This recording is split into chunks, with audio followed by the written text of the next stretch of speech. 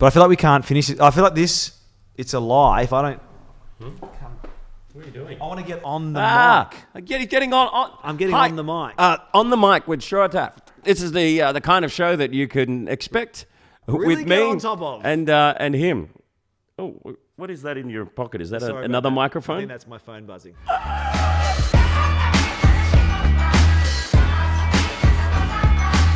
G'day, welcome to On the Mic. My name is Mike Goldman, and joining me on the show this episode is a TV legend. He's hosted shows like The Mole, legend. Warner Brothers Kids. He's hosted golfing shows, football shows. He's even a wedding celebrant. He's one of the best sporting encyclopedias that I know. Oh. And he's my mate as well, ladies and gentlemen, Shura Taft. Oh, Thank you very much. I didn't know you get a crowd for this as well. Yeah, I do. They're cool, aren't they? Hi, everyone. Hey, hello. They're all your fans. I just got them off your Facebook They page. followed me off the street. Ovolo Hotel, they said that you're going to be here, and like we couldn't fit them all in. This is a sweet pad you've It's got. crazy. Here, You're looking pretty hooked slick, up. man. Yes, I've just been hosting something this morning, so I don't normally dress like this. I want you to know that. And how was Father's Day? I got spoilt. Yeah? My wife nailed it this year. She got me in the morning. I got up. I got to make everyone breakfast. That's my benefit. Oh, nice. Like, here you go, Shura. You can make breakfast for your family, but that's all right. I enjoy that. And then she gave me a couple of presents, some stubby holders with my son's face on it, which I thought was kind of cute. She said, she goes, do you want to start a little tradition where every year I give you a stubby holder with Ed's face on it? And I was like, I don't think so. Good way to push want him to be towards honest. alcoholism Yeah, as well. exactly. And I don't drink. I drink a few beers, but most of my beer drinking happens outside the house. But stubby holders are cute. That was cute.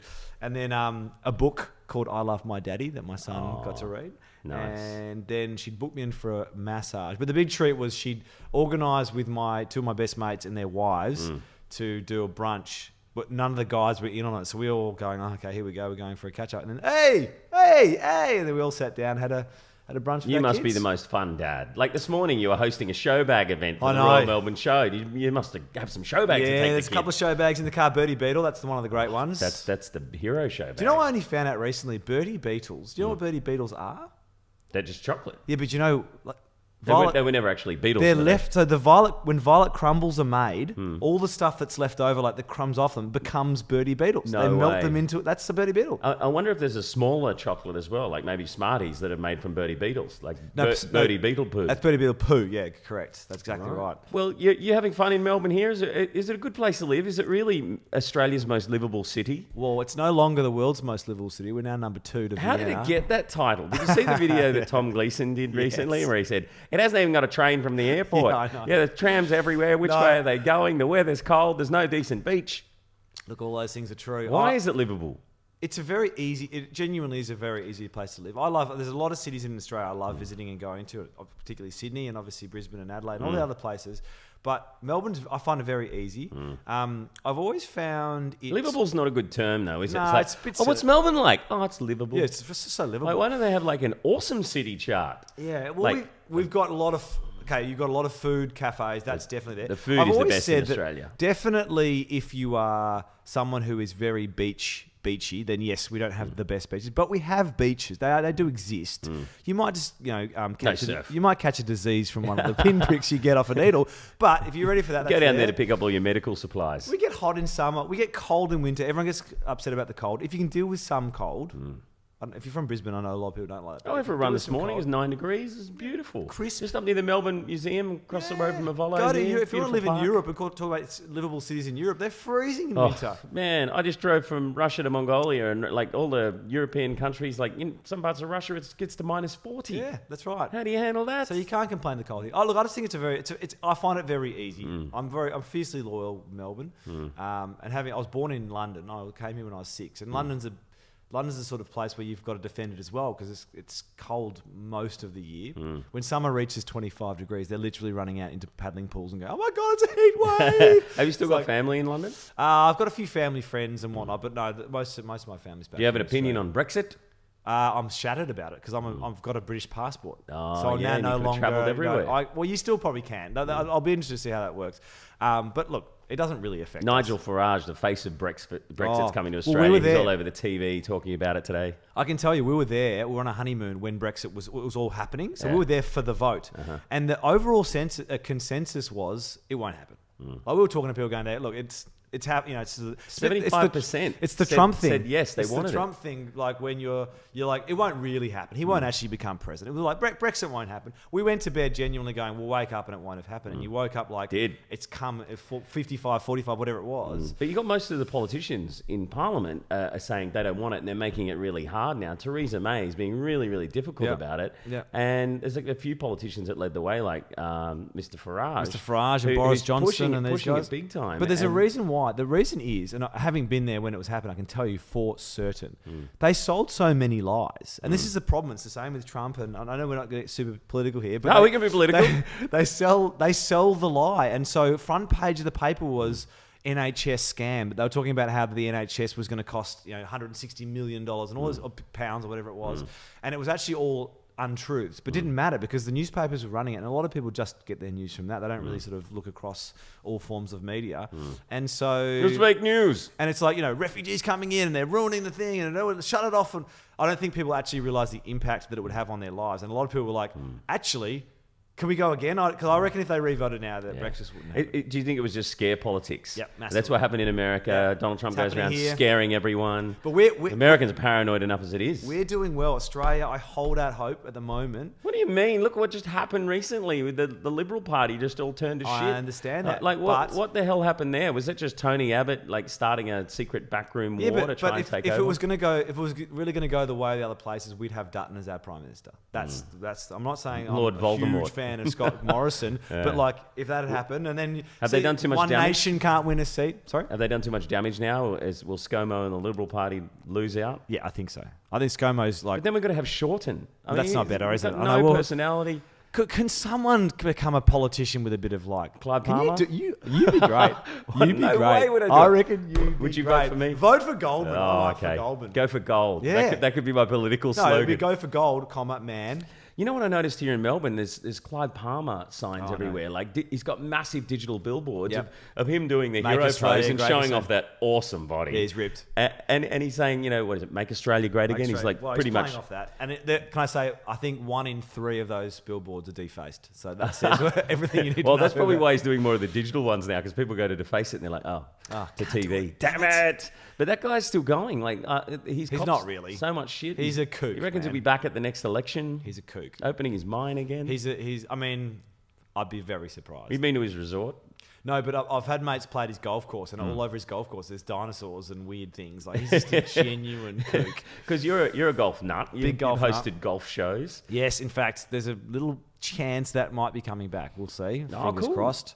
Which would be good. Well, did you see in the paper today there was a guy a golfer who was teeing off, and he hit the boundary rope when he was teeing off, right? And the pin came out of the ground and impaled his leg. What? Yeah. It was in the news today. He hit the... A Colorado golfer learned the hard way when he was warming up for an event at Greenlee Country Club just north of Denver. You probably played there. Sounds taking delicious. practice swings with his wedge, and then the club head caught a rope line that was pinned to the ground with bolts. Right. And apparently that forced his swing to rip one of the bolts out of the ground, sent it spiraling into his leg and pierced his bone. Ouch. Well, that's a bit of a serve you right kind of moment. And here's a photo of it right now. And there we go. Here we go. And we've got John on the line. John, tell us how you're feeling. You ever done any golfing injuries? I have, because there is a way in which if you take a stroke and because sometimes the ball's not always sitting perfectly on the fairway. Often you're in the trees. Often I'm in the trees, and you can hit a root of a tree or whatever else, and it can ricochet. And I've hit myself in the shins a couple of times. I haven't been hit by a ball. I've seen people. In fact, a funny story. And it's not funny for the person who it was involved with, but very early getting into golf, and I'm at a local public golf course, a bit like Moore Park, but down here. And this guy runs up. I'm with two of my mates. This guy runs up and goes, "Do you boys mind if I play through?" And we were like, "Yeah, no worries, you can play through." But there was an old couple who just hit off, who were just on the thing, and we're thinking, is he going to wait for these guys or not? So puts the ball on the ground, hits the ball, and he's like, "Oh God." And it's genuinely like a laser beam at this guy. Yeah. It just hits him in the back of the neck. He just crumples to the ground. And the guy looks at us and goes, "Oh, shit." And just runs off the course. Oh. Literally runs off. You ever been hit by a ball in the head? No. No, not yet. No. Look out. By the way, the old guy was okay. What's your handicap? I'm sitting at 10 at the moment. That's pretty good. It's not too bad. I got a couple of friends like Damian Tomlinson. Do you know him? Yeah. He was from Hacksaw Ridge. Yes. And he actually plays off scratch. Wow. He's got no legs, and he's a brilliant golfer. Yeah. Was he in Survivor? Yeah, Australian Survivor just recently as well. Yeah, is he off a scratch, is he? Yeah. Because there's another guy called Mike Rolls, who's also a double, he's a double amputee. He's also a big golfer. I know he's a big golfer. I was trying to get him to team up and do the legless golf day for charity. Yeah, well, they should. Both got no legs. Let's do it. The legless golf day, I like it. And if you beat them, you win a prize. And there's not much of a chance you'll beat them because they're pretty amazing. I don't know if you guys know Jack Newton, golfing icon in Australia. Yeah. Now, he has one arm. Yeah. Now, do you know how he lost his arm? Yeah. Drunk on a tarmac while an aeroplane cuts his arm off, and he plays off. He was off single figures with one arm. Yeah. He could beat me with one arm. That makes you feel crap, doesn't it? Yeah, my dad interviewed him once and said, "You got any advice for anyone playing golf out there?" Or he goes, "Just one piece of advice I give people now: watch where you're walking." That's a good piece of advice, mate. There's good luck with the golf show. I hope that comes back. Yeah, so do I. You guys did some cool shows over the years. The internationally acclaimed show, The Mole. Yes, was that fun? That was amazing. I have very fond memories of that. That was my first foray into kind of your primetime world. Yeah. And, made by Fremantle Media, who make a lot of the big shows in Australia and the world. And, we had a crew of thousands. We went up and down the east coast of Australia. I mean, we literally had a catering bus with us. Every day, this bus would open up, and the guy would cook up like unbelievable feasts and cakes, and there was a coffee machine. I know how gives me being excited about that. When you have a primetime show, they just roll it on out. They give you bottles of champagne after every show when the ratings are good. I didn't talk to a person. I sat in my own chair. No, it was. Well, that's the thing. The ratings, unfortunately for us, weren't that good.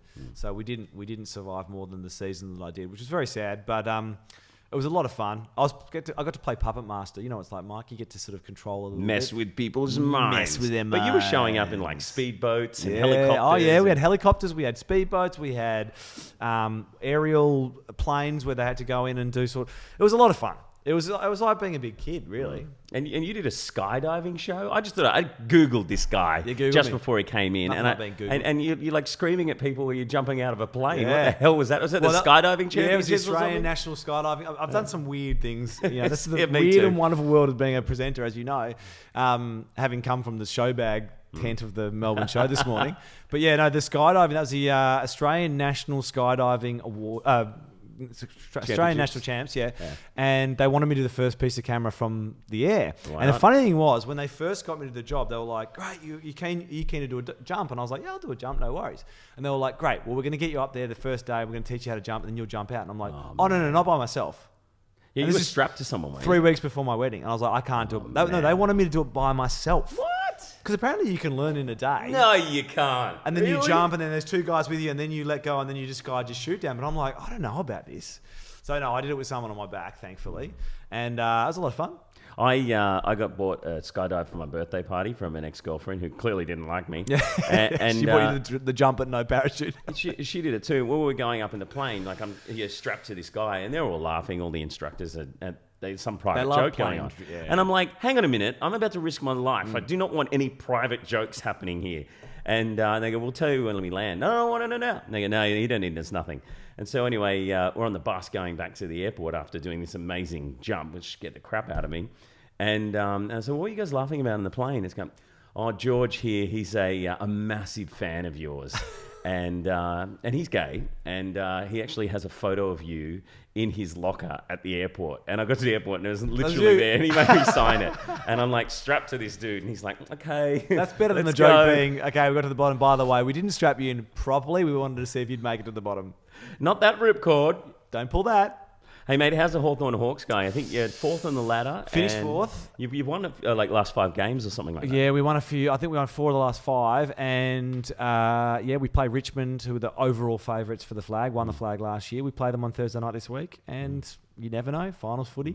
You never know. How do you enjoy being the courtside MC? I love it. I say courtside because I did City Kings. Sorry. Change the your Oval game. MC on the ground. Change your game. No, I love it. I mean, I barrack for Hawthorn, and I'm there every home game talking to the players on the ground and playing games with it's a lot of fun. It's like this industry as a whole, as a presenter, whether that means you're a television, radio, an MC, whatever, celebrant, like it throws you so much variety. That's the best thing. You do voiceovers, all that stuff.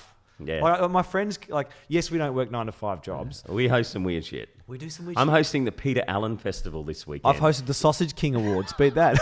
The sausage king, the best sausage maker in Australia.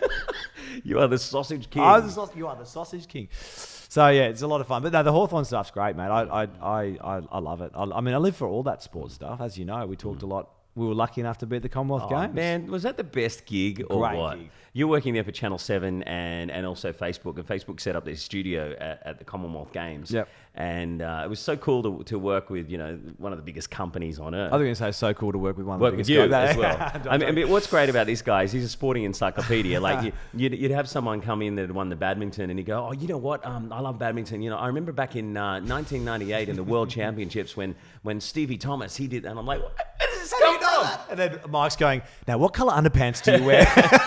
I got all the best sporting questions. Don't worry about that. To be perfectly honest with you, mate, I'll be honest with you. I was very honoured to work with you. I'm a big fan of your work and to be able to do that. And what was nice was we have different styles, and that's what. That's what worked. Hey? It worked well. Your irreverence and craziness, and whatnot. But no, that was a lot of fun. I mean, not just the sporting people who came on. We had Troy Cassadaly come on. We had Peter Beattie came on, and we had chefs But all the athletes in particular, like being there in and amongst it, you were at the beach volleyball a lot of days, getting the vibe of what was going on down there. Then we had those girls on, and it was funny because they were sort of not really friendly. The Australians didn't really like the Canadians, I think it was. Yeah. That was a bit strange, wasn't it? It was a bit strange. They'd just beaten them, and then you had the gold and silver medalists there, like kind of going, "Yeah, well done to you," and it was a bit of tension. There was so much tension, and I even felt a bit of tension when we interviewed the Opals. The Opals, yeah. Well, and they're all the same team. Well, yeah, but Liz Cambridge and what's her name, Alice Kunek, I think have history, if you will. I think they even brought it up during the interview. Yeah, well, I don't know if they brought it up. Going on about it. Like there was a few little snide comments, but you're from basketball royalty. Well, I'm not from it. Well, yeah, you're married into it. I've married into it. So I had a connection with the basketball world there. They were on fire. They'd just won. They'd had a few drinks. That was a good interview. That was fun. Yeah, that was cool. It was a lot of fun. But the Com Games, I mean, to me, that was like the ultimate, being inside the kind of the inner sanctum of this sporting tournament, which is a lot of fun. Yeah, totally. Like, yes, we're all aware it's not the world, it's not the Olympic Games, and you haven't beaten America and Russia and China and da-da-da. But really, it's a good feeling. Did you work at the Olympics or anything like that? No, I'd love to. Like, in the future, fingers crossed, I'd love to do an Olympic Games. I think that would be the ultimate. Well, imagine doing what we did at the Olympic Games. I worked at Sydney 2000. It was amazing, doing the Paralympic Games. Wow. And I was the Paralytic Games every night after that. But it's the most fun event, and it's such a cool thing to get involved in. And the next one is the Tokyo Games. Yeah, that'd be good. And Greg Bowman and the team from Great Big Events, who you probably worked with hosting like different sporting events around the place, they're going for the presentation, and they did the presentation for the Commonwealth Games. Yeah, right. So what sport would you want to work on if you ended up getting a gig there? Well, and I'll send this to him. Golf's in the Olympics. This is your audition. Yes, yeah, and Greg, surfing, if you're watching. Surfing and skateboarding is in the Olympics as well. And basketball is now 3-on-3. Isn't that crazy? Where did that come from? What people don't realise, I only knew this because now that I'm sort of in the basketball world, if you will, is that 3-on-3 is actually played by a lot more countries than 5-on-5. Now, if you actually think about the Olympic Games 5-on-5 basketball, it's always America, Australia, some of the African countries, Canada, whatever. But really, it's not like a lot of Asia aren't in there. There's a heap of Europe that aren't in there. So really, the 3-on-3 is a more popular game around the world. So watch this space. It's in the next games. Hey, and Sydney Kings beat Melbourne United on Saturday night. Bogut. But the night before, we got beaten by Melbourne United. But and did you see there's another Melbourne team coming back? Yes. And then there's like this big announcement, like the NBA and the NBL teaming up to put in some training academy here in Melbourne. Look, basketball's in a good place. I'll be interested to see what my son ends up doing. I mean, his grandfather's obviously a very experienced basketball coach. And Brian Jordan. He's a legend of the game. So there'll be a little bit of a pull towards basketball. But the fact is that basketball is growing back into the sport that it was in the early 90s. It just had a period there where it was very unpopular. The interesting thing is most of my friends are into the NBA. Yeah. The NBL just struggled a bit to catch that vibe, but now it's got a really good product. Bogut's playing. In fact, Joe Ingles tweeted this morning, I think, something about a joke. He jokingly said about this second Melbourne team. He's like, great, now I can choose from two teams when I come back to my... Like, he'll come back and play NBL. Paddy Mills has said recently as well he wants to come back and play for a team eventually. I wonder if they'll all end up doing the same deal as Bogut. I mean, I think they released to the media, I hope I'm not speaking out of school here, that Bogut's starting off with 10% of the team with an option to buy up to 50, and there's new owners in there that they've come in and they've got 51% at the moment. And it's great to have someone who has got such a great background. I mean, he was in the NBA, 15 years or something? Yeah, crazy? yes. I mean, he was the number one draft pick. I mean, he's won championships with the Golden State Warriors, and I mean, he's done it all. Having guys like that is, for the PR sense, is huge. Hopefully, Usain Bolt will come and play basketball as well. He's had a crack at soccer. He may as well have a crack at something else. Trying everything. You think it was just a publicity stunt for soccer because no one's going? Well, probably is. I mean, but it seemed. Do you see how many people turned up to watch him play? Like, if I was the PR manager of Central Coast Mariners, I'd be Wouldn't wrapped. care. How much do you reckon he's getting? Oh, I don't know. Millions, wouldn't it? You'd think so. Isn't that past the salary cap? To live in Gosford? Yeah, you'd have to pay me a lot. How's Gosford going? Did you? Coast Rock FM. I got fired for calling it Roastcock FM by accident. I was there when I was 18, and I'd just been on Home and Away because I did this little part on Home and Away back in the Danny Minogue, Craig McLaughlin days. Oh, yeah. Dita Brummer? Yeah, and I thought I was just the shit. Yeah. I thought I had my own little under 18s disco that I was DJing on Saturday nights, and I was a bit of a maniac on the air, so didn't happen anymore. You're not welcome back in Gosford anymore. No, Gosford doesn't love me. Oh, mate, well, it's so good to have a chat to you because, you obviously, we do the same thing. I'm a presenter, you're a presenter, voiceovers, hosting shows, making all that kind of content, stuff. mate, just creating. Exactly. So, and you've got a content company, I guess you'd call it, which is called Your Brand Live. Yeah, that's right. And so you team up with brands. I noticed not just that, you're doing events for Twitter and obviously Facebook, but the actual company Twitter. I think you did a political thing recently. Well, no, we had one with Jack Dorsey, who's the CEO of Twitter. He came on, he was having a chat with Koshi. So we just, essentially, as a business, we go and we shoot it like this and live stream it out, particularly for Twitter, because Twitter are really trying to push that live feel. I think a lot of people look at Twitter and think, oh yeah, it's just somewhere where people go and comment on TV shows. You know? And politicians get on there and announce shit. Yeah, exactly. But really, there's a huge market for a lot of Twitter users to be. I mean, it's my first source of news. When I wake up in the morning, bang, what's happened in the world? Twitter. So they're doing stuff. We did some launch. Troy Sivan, Delta Goodrum, Five Sauce had them live, all talking to their fans. Yeah, so, cool. Look, it's good fun. It's, like I said, variety's the spice of life, Michael. Yeah, and so you're doing that with Scott Tweedy. Yes. You and him are good mates. We are good mates. He's over in America at the moment.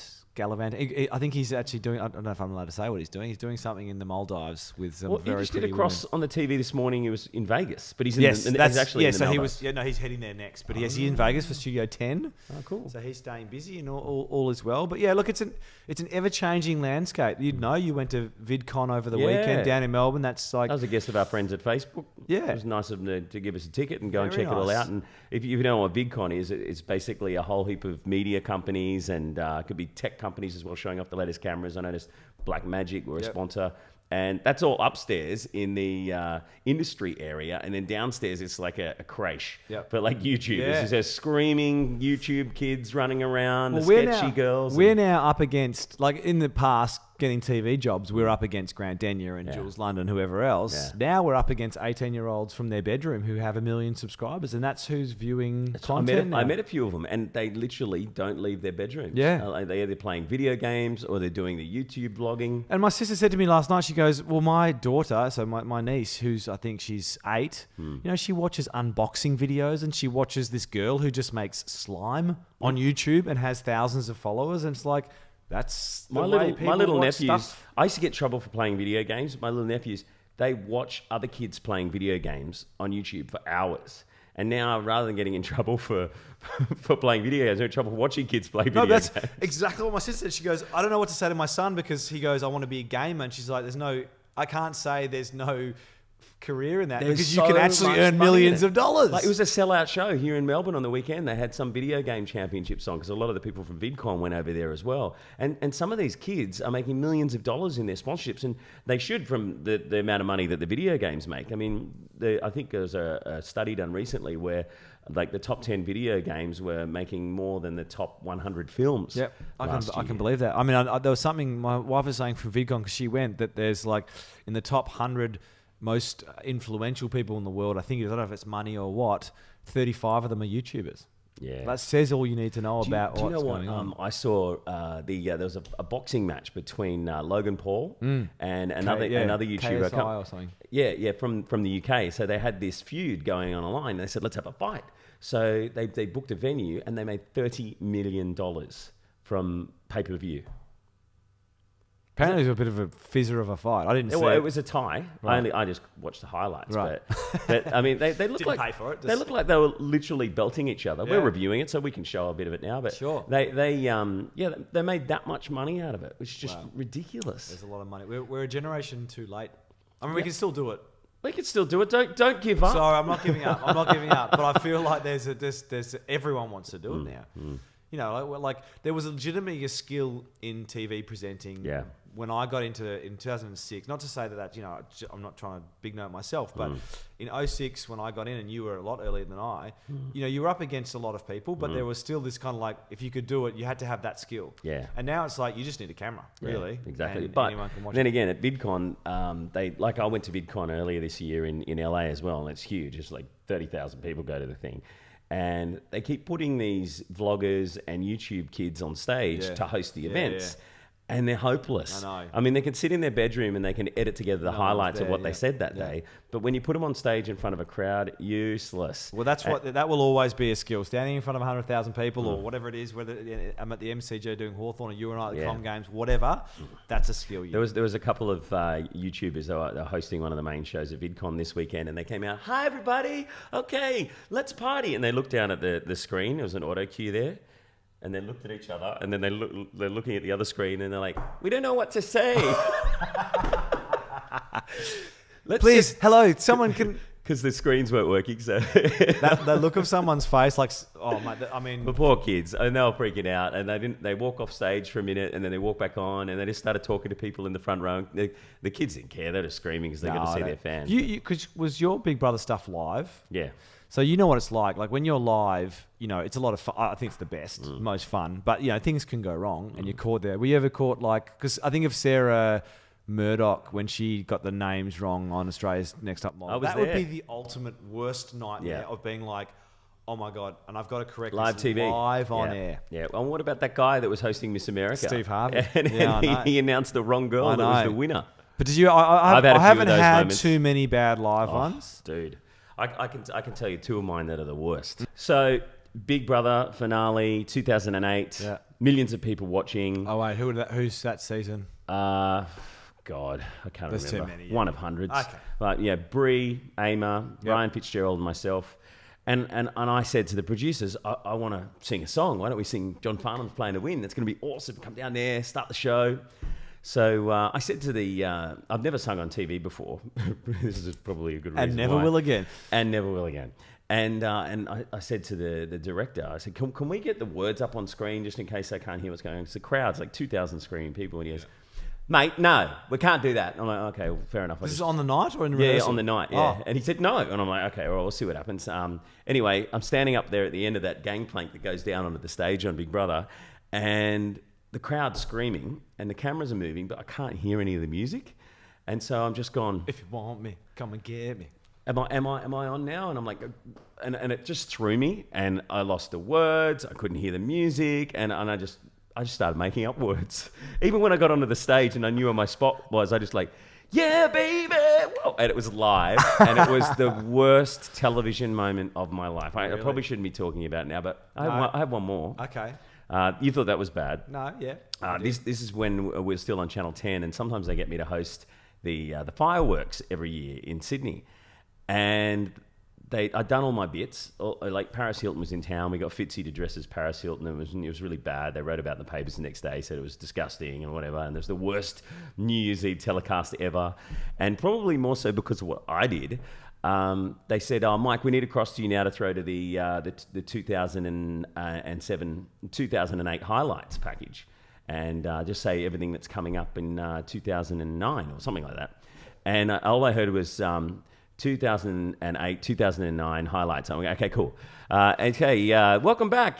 So all the shows have been awesome on 10 in 2008, and now they're going to be even better on 7 in 2009. Oh man. So bad. I got 7. Wait, so you were saying I got the stations mixed up. I got the years mixed up. It looked like I was drunk or having some sort of a brain blip. So bad. And I got all these... And you've never worked again in this industry. That was my last year with Channel 10. Oh, no, we did another show called Download on Channel 10 for a couple of seasons after that. I got all these text messages from like program managers and producers saying, are you serious? What are you doing? Are you kidding me? And like making me feel even worse. Oh, jeez, you don't need that. But I mentioned Channel 7 and the best message I got was from my mum and said, hey, Happy New Year, Mike. Love Kerry Stokes. Good one, Mum. Just that final boot in there. Boot in the guts. Nah, well, man, it's been so cool talking to you, and you had a bit of an accident today on the way here. Yes, so you still came. What a legend! He still shows up for the show. Came to the parking garage, and I reversed my car in, and it, and it's going beep beep beep beep beep, and then it goes beep. I didn't hit that beep, so I was still going back, and then I just hear this almighty smash. And my windscreen is back through the bloody thing, and it's anyway. Do you know what? I had the sketchy girls I was going to interview, and they haven't got back to me, so I don't know what the hell was going on. Damn you, sketchy! And I thought, oh, here we go. Shura can't make it. He's having trouble with parking. Oh, now he's had a car crash. Of course he has, mate. Of course he has. But there's proof. He did an Insta story. It's on my Insta story. It's all real. You can always back it up. Always back it up. Well, mate, we've covered everything, but before you go, I just want to... There's a lot of kids that might watch your show. We're talking about kids working in television and all that kind of stuff. Yes. What kind of advice would you give to them who want to work in TV or who want to do what we do? And we've just talked about it. I think the biggest piece of advice would be go out and make whatever it is that you want to make. And the fact of the matter is, in this day and age, the one benefit to that is if you've got a camera and you've got an idea, you're halfway there. So I would my tip would be go out, practice, watch yourself, because I think self-assessment's a real key thing to getting better. Yeah. Watch it back and don't be afraid to go, oh, maybe I should try this, or I don't like how I say that, or whatever it is. That's a big thing. I teach a few people presenting, so that's one of the tips I give. I'll charge you for this. But I think it's just get out there and make it, because at the end of the day, you don't know what's going to be interesting to people in the next year or 2 or 5 or whatever, and it might be your passion. Which would be, if you just happen to be someone who loves, I mean, can you imagine if you were the person who just first came up with unboxing stuff? Yeah. You're literally filming yourself open presents. That's ridiculous. And now it's thousands and thousands of people watching playing video games. All that stuff. So that would be my one tip, would be go out, just make it, just do it. There's no harm in doing it. It's not going to cost you anything other than your time. No. Just get out there, use your camera. Steal our jobs. Even if it's on an iPhone, just shoot it and do it. Steal our jobs. That's what we want. We don't want to work in this town anymore. There's plenty of work to go around. There's heaps of work. It's not just 7, 9 and 10 anymore. No. You know, the ABC, I guess it's sort of fading away. They're still hanging in there. Is that viable SBS, anymore? if you like making pornography, you can do that as well. It's up to you. Porn's always a good last resort, isn't it? Well, SBS will play you if you want to be on free-to-air TV. Otherwise, you can find a place on the dark web. That's true. You know? Plenty of them. There's a dark web out there. But I feel like we can't finish it. I feel like it's a lie if I don't... What are you doing? I want to get on the mic. Getting on. I'm getting on the mic. On the mic with Shura Taft. This is the kind of show that you can expect with me on top of. and him. Oh, what is that in your pocket? Is that another microphone? I think that's my phone buzzing. TV legend Shura Taft, thank you for being on the mic. Thank you, sir. Good on you, buddy. Pleasure.